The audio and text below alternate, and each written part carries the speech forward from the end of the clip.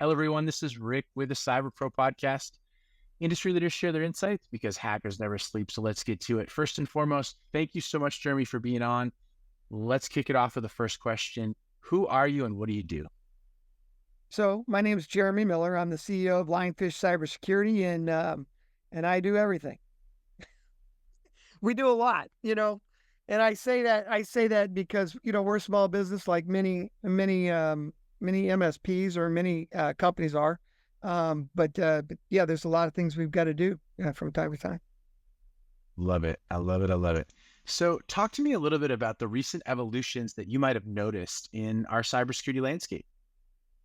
Well, so one happens to be something I've noticed from coming into the industry in 19. What I noticed then was it felt like a lot of the cyber experts and cyber engineers who were talking to the C-suites were getting their heads bashed in when they'd come to them and say, "Hey, we got this problem," and they'd be like, "Yeah, go away. You'll be fine, whatever." But now people are starting to listen to you, right? They're starting to listen to the cyber departments, the IT departments, and so I that's probably the biggest thing that I've noticed. The other is that there's a lot of compliance coming down the pipe, right? This might be a little bit little bit self-serving for me. However, there's a lot of it coming. And so some of the MSPs out there may not have that experience yet, and they've got to gain that experience pretty quickly if they're wanting to stay relevant in the marketplace. Speaking of the marketplace, are there any emerging technologies or trends, maybe approaches that you're just super excited about? Well, so from a trends perspective, um, you know, I mean, again, what we're working on gets me kind of excited because we're working on it, and I think it's where the puck's going, right? So we're trying to be where the puck's going, and the problem is there's just not enough engineers, and we got a lot of work to do. For example, our critical infrastructures, local governments, all these small businesses, that is the heart and soul of our country, and we don't have enough people. We got a pipeline of people trying to reach this 500,000 jobs that are open, but that leaves our country freaking vulnerable, and that scares me to death, right? So that's one of the reasons why we're actually using some of my background. I was in the military.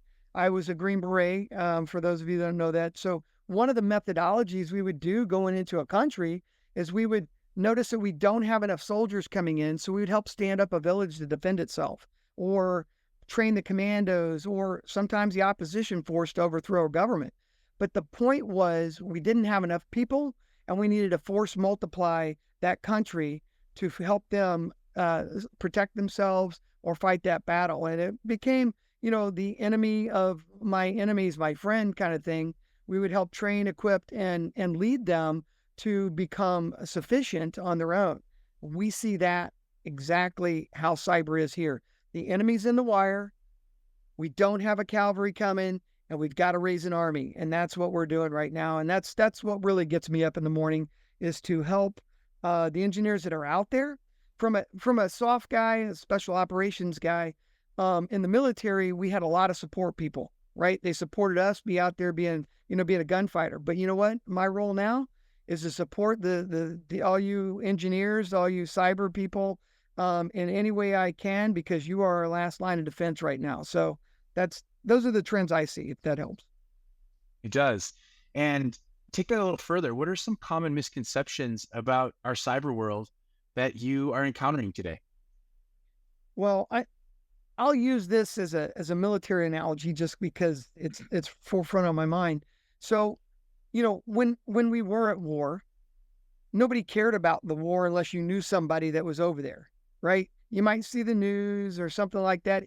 Even as bad as it sounds, I was almost complacent that way as well, right? I was in the guard during this last, 20 years or whatnot. But, and I wasn't always over there, and I wasn't always in the guard. And you know, it's the same way with cyber. It's out of your sight, out of mind. People don't think about it until they need to think about it. They just have no idea their doors are wide open. And so that would be one of the things that I would say.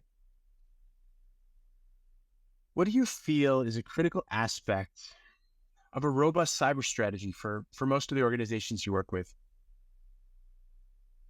So for the organization itself as an MSP or the end client that the MSP's servicing, who would you put in that boat? Is there a difference? Well, really, there's not, right? Because the MSP's got to get shored up too. They got to do their own. They got to do their own housekeeping.